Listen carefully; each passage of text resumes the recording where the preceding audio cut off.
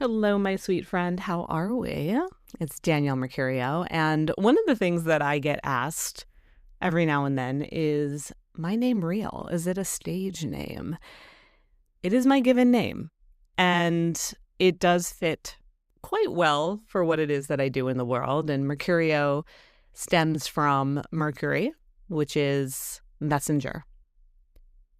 It is the planet of how we relate to each other through communication, through language. And it is only fitting that I combine that with my triple Leo nature to become a voice, to be able to share in a way that brings you back to your own voice, your own inner communication system. Because that is going to be our greatest tool in these times. I believe that the world that we're currently living in often makes it feel like there's a lot going on because we have technology that has given us so many forms of communication, of the news, of relating to one another. And it can also be a distraction. It can also be a disconnection. And so can you participate, of course, in the world that we are operating under and living within? But can you allow the strongest connection to be with yourself? And I love to use astrology as one of the ways that we can best understand how to do that. And Mercury is one of the planets that allows for such. Mercury often gets attention when a retrograde is going on. And Mercury retrogrades in particular have gotten a interesting persona or rap around chaos and tech glitches and the reason why things are going wrong and here to meddle and interfere with your life. But really, at its core, Mercury, and Mercury retrograde in particular, is asking us to reflect, to move into right here, right now, to stop spiraling and looping around the past, and to not overthink or overwhelm yourself by the future and be here now. I'm going to read a part of a book that I am really, really nerding out on lately. It's called Karmic Astrology, and it's by Martin Schulman. When was it written? Let's take a look. It's an older book. It's hard to get. It's part of a series, and this is the only one I've been able to get at this moment. The other ones are priced out pretty intensely, so I'm awaiting the day that I stumble upon a used bookstore and see it. So it was first published in 1979, and it is all about our relationship with the planets and can we be present now? Because some of our biggest karma is when we don't let ourselves be present. Yes, we can look at karma within our lineage or our family lines. We can look at karma from actions that we may have taken that weren't favorable or just.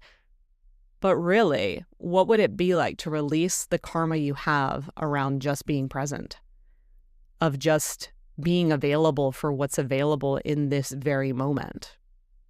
That's something to think about. So this is from the chapter Mercury and the Now. Mercury is the planet of presence. It symbolizes the energy of all thought arising in the conscious mind. In the course of a single day, thousands of thoughts flow through one's consciousness. Mercury is the fine filter through which one is able to dismiss or accept those thoughts which can be acted on in the now. When an individual is not using their Mercury properly, they tend to dissipate in different directions that rob oneself of their sense of presence.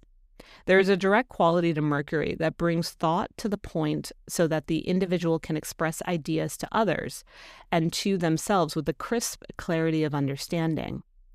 Mercury holds rulership over all that is mundane. the very things that spiritual aspirants try to avoid.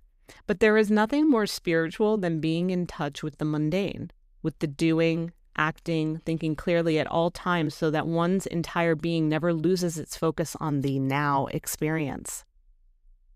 As the planet of communication, Mercury's greatest message is that once one speaks words, they are not his anymore. He has taken thought from his now and given it to another. If he tries to hold on to such thoughts after expressing them, he will automatically keep sinking into other people's consciousness. Thus, to express a thought or an idea and to follow that idea through the mind of another so that they understand it the way that we want them to understand it is the easiest and most subtle way of losing our own now. When we understand that once we have expressed a thought, it is no longer ours, then there is room for a new thought to arise in place of the original one we have given. Because of its insistence on presenceness and preciseness, Mercury is the perfect balance to allow us to be in a state of thinking and bringing that thinking into reality and not forcing it to be anything other than what it is. And I really appreciate this perspective because it allows Mercury to continue to be, I often describe it, especially when I'm with a client and we're looking at their astrocartography, their locational geography with astrology. I always say that Mercury is a great line if you're just looking for neutrality. If you're looking to focus on what you currently want to be focusing on. If you are writing a book, if you have a certain project, if you're looking to meet more like-minded people, Mercury is really great for that context. And once again, it reminds us that it's more than just this planet that a few times a year messes with our lives. Mercury, as I mentioned, is their planet of communication. Now, retrograde, all the planets do it. The sun and the moon don't retrograde because they're not technically planets, they're luminaries. But when a planet retrogrades, the word retrograde in Latin just means to retro, reverse, back. Reverse back, step back. That's what a retrograde means. So really what we can do during a Mercury retrograde, which is 21 days, by the way, and many people will say that it takes 21 days to interrupt a pattern or to create a new habit. Interesting that Mercury chooses that framework as well. So essentially when a Mercury retrograde is happening, we take a step back and we start to look at how maybe our world has become a big ball of miscommunication or a really sloppy game of telephone. We all know the game telephone. When one person expresses a word or a thought, by the time it gets to the last person, it has changed. It is alchemized.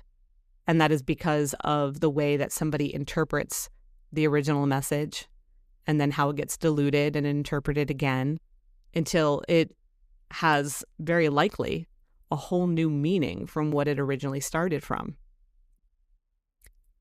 And so this is our opportunity to take our power back in a way and to untangle any thought forms that might have entered into our sphere that don't actually align with our original focus, our original intent, our original dynamic for playing in this existence.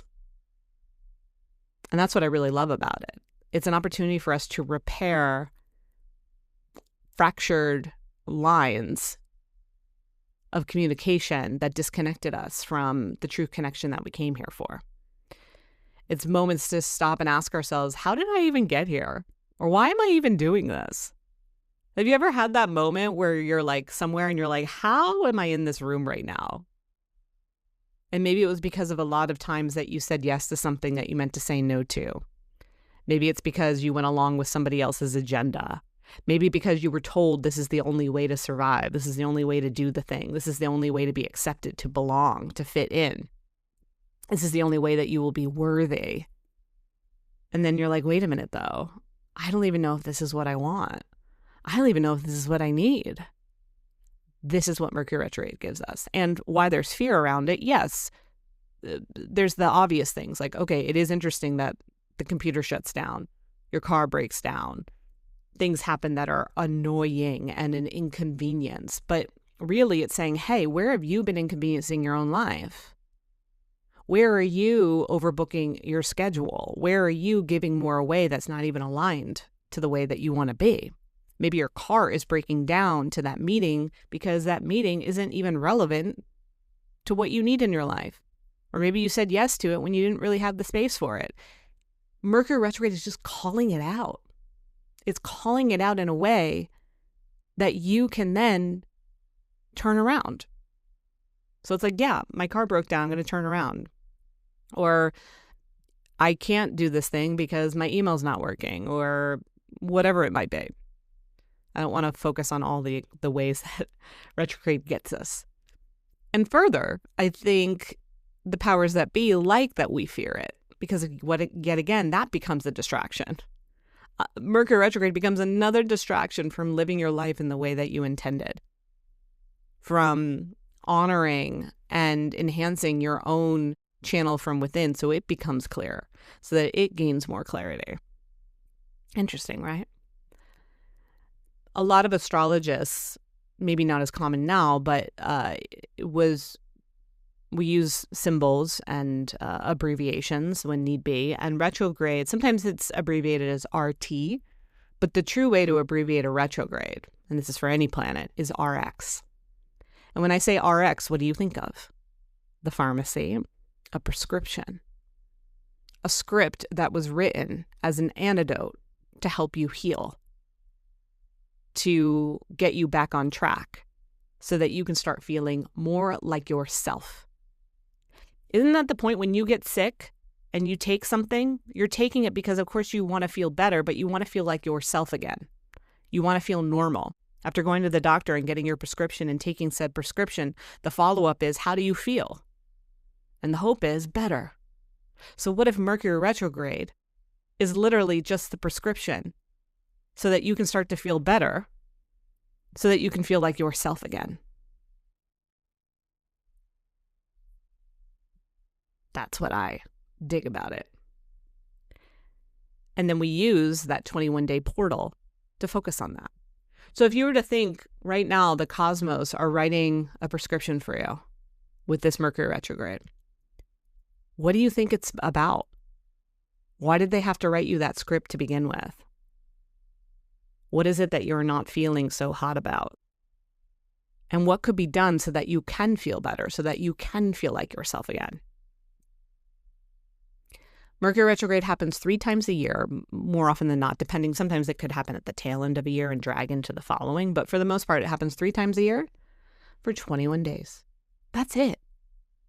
3 weeks at 3 different periods throughout the 12 months of the year to come in and restore order.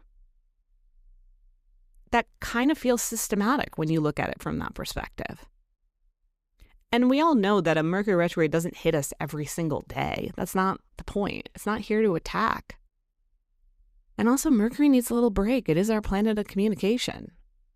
It's our planet of technology. So it's been busy in this current age that we're in. So it needs a little vacay. So it's also like, how are you when Mercury goes off track, when it's not keeping everything in place?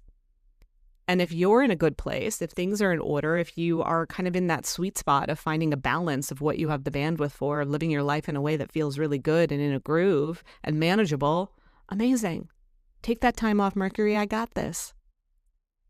But if you are overcommitted, if you are underestimating what you actually have the time for, if you are taking on projects or doing things that are unreasonable, that's going to come to light. And if you're listening in real time, currently we're wrapping up February, moving into March of 2026. We're currently in an eclipse cycle. And this Mercury retrograde is happening in Pisces. So we're in Pisces sun season right now, and Mercury is retrograding in Pisces. Pisces is our last sign of the zodiac. Mercury will go direct on the first day of spring, which is also the astrological new year. It's also the first day of Aries season. So I feel like with this happening in Pisces, it's really asking us to wrap up, because eclipses also support that. An eclipse is literally an illumination around what needs to be clipped from your life, what needs to be cut out. What do you need to cut out? That is essentially what's happening. So having a Mercury retrograde in Pisces coinciding with this eclipse season that we're in is all the more reason to release, to refine, to cut out the noise, whatever it is that's still slowing you down. We activated the year of the horse with the solar eclipse, Lunar New Year, on February 17th. And many people might not feel like they're the full galloping, striding forward, running free horse just yet. That's okay. We're still in the space where we're stabilizing, where we're still grazing, where we're preparing our horse. A lot of people thought they were preparing their horse leading up to it. No, you were still in the snake. And now that we've transitioned from snake to horse, now you're adjusting to those dynamics. And so if you need to graze in the field, graze in the field. If you need to hang out in your stable a little longer, please do so. There's no rush here. On 3/3, there's a lunar eclipse full moon happening in Virgo. This is going to be our last eclipse in Virgo for a minute. And it's really going to be calling out the things that you're still not fully allowing to pass. Where are you not taking ownership of the situation? Where are you hoping it'll just work itself out? What are you still hiding and thinking you can get away with it? This eclipse is going to call those things out. So why not use the energetics of Mercury to call it out yourself, to bring your voice to it and be like, enough. I'm not going to keep hiding from this. I'm not going to live my life on the run. Maybe it's something like a debt that you're carrying and you're not willing to look at. Maybe it's a habit that you're still doing that you know every day. You keep telling yourself, today's the last day. I'm not going to do this anymore. Maybe it's something that you keep saying you're going to start and then you just keep making excuses for it. Maybe it's a relationship you're in that just isn't working, but you keep hoping that maybe that person will change their ways and show up for you. If anything like that is happening in your life right now, this is the time to address it, to do something about it, to go in and look at whatever the debt might be, as scary as it is, to say, no, I'm not going to reach for this thing anymore, or to have a real conversation with someone instead of constantly avoiding it. Because what's going to happen after this eclipse season, after this Mercury retrograde, we move into spring. And when we move into spring, the gate is open. The horse can run free. But if you are still holding on to baggage, you're not going to get as far. If you're still avoiding the things that need to be taken care of, you're not going to feel fully motivated or available for the next iteration and expression of you and who you are. And don't you want to be free of this? Don't you want to be free of the anxiety of the relationship you're in? Don't you want to be free of feeling the constant pressure of having something hanging over you? Don't you want to be free from feeling like you're hiding something?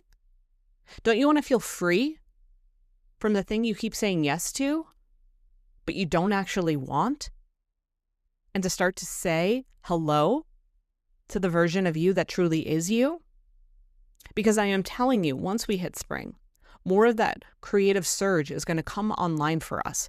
The universe is really going to be able to help you to move things forward. And don't you want that for yourself? What do you want more? To stay stuck in circumstances that don't serve you? Or to remove yourself so you can then position yourself to be prime and available for a life and situations that feel aligned? And I can relate to this because this has been my journey. I really do feel like the past couple years, I have been carrying a lot. And a lot of it was because I just didn't know what to do or didn't know how to deal with it or didn't want to comply with the simplicity of what can happen when you just let yourself be yourself. There were still people and circumstances that I was holding on to. And I couldn't see the other side. And it wasn't until I just allowed my inner voice to guide me without worrying about how it made sense to the outside world, how it would come online, how it would be in the context of this 3D reality we're in. And all of a sudden, doors started to open. All of a sudden, I'm waking up for days that look like how I want them to look, feel like how I want them to feel, supporting me in ways that feel truly supportive and expansive. There's a reason why things aren't working out for you right now in certain areas. The eclipse and the retrograde in Mercury is putting a spotlight on that so that you can feel better. What would it be like to fully live life out in a way that feels good to you? You know what that life is. We could sit and talk for hours about what you're good at, what you're capable of, the future that you see, what would be ideal.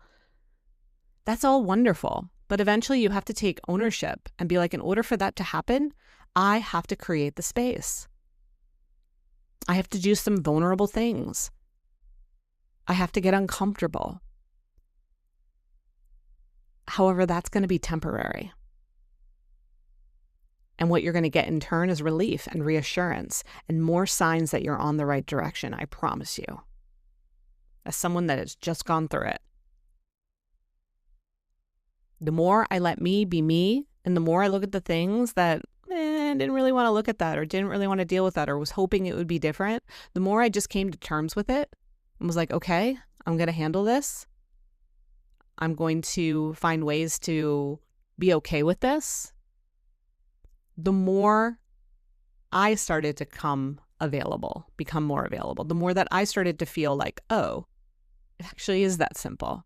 Oh, my life is coinciding with me in a way that feels really good. Plus, with Neptune and Saturn both in Aries now, and they're going to be hanging out together for the next few years. Well, next 2 years with Saturn. Neptune will be around until 2032 in Aries. It's just going to keep saying, like, you be you. The energy right now is all about you. We're in a 1 year, the beginning, the start. Put yourself as number one. I am number one. And I am telling you, the world will shuffle and rearrange so that you become number one. Somewhere along the way, you had this beautiful playlist orchestrated. Think about it like a playlist that you made. We can go even back in the day when, like, I would burn a CD, right? When I was burning my CD and making my own little unique playlist. Why did I put certain songs in the order that I did? There was a reason, there was a cadence, there was something that felt aligned, that felt good about that flow. Because I knew it would cultivate a feeling, a sensation that would be really exciting and fun and pleasant and enjoyable. But then imagine if someone came in and rearranged that playlist. Yes, the essence of it is still there. The heart of it is still there. But it wouldn't be the order that I wanted. It wouldn't be the way that I decided. Once again, someone came in and disrupted the line of communication that I created through that sound, through that curated playlist. So what you have to do is take the power back and say, no. You can't shuffle my to-do list. You can't shuffle my life. You can't shuffle my vision. I'm putting it back in order, back in alignment, back in the way that I desire it to be. And then it feels good again. Then you hit play and you're like, this is nice. This is the way I wanted it to be. This is the flow. And then one day that CD will get old or that playlist will get old and you'll move on to another one. But the main thing is you are the DJ. You are the curator. You are the architect. And I believe that's our biggest takeaway from this, especially now that a lot of the Pisces energy is dissolving. We still have the North Node in Pisces till this summer, until July. And then we do have a lunar eclipse happening in Pisces August 28th. So we're still in a little bit of a wrap up. We're not completely in the fresh, full one energy, probably until the fall, if I'm being honest. However, all that to say, it's getting stronger every day. And it's asking you to be more you every day. And that's a beautiful thing. It's a beautiful thing when we can see the planets giving you full permission to start fresh, to honor that you don't have to keep things going just because. Or just because you made that decision back in the day, that doesn't mean that you still have to be so freaking faithful to that decision. Be faithful to you now. Be faithful to the ways that you've evolved. Be faithful to your becoming. That is how we create a better future. And that is how we create more happiness and more harmony here and now. If you need help around that, I highly recommend my signature program for 2026. It's called Unleashed.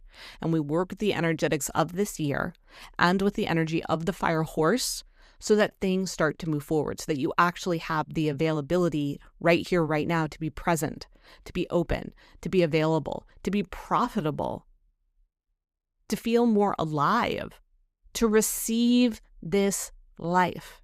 Things are meant to work out because guess what? They always do. Yes, there are a lot of narratives playing out right now that make it seem horrific or horrendous. Yet at the end of the day, in your personal experience of life, things do have order. Nature does work itself out. The universe doesn't want you to sacrifice. A flower isn't going to say, no, I don't need any water. I'm just happy to be here and be pretty and be available for you. I don't need water. Well, what's going to happen? Eventually, that flower's not going to be able to be so bright. It's not going to be able to be so open and available. It's going to die.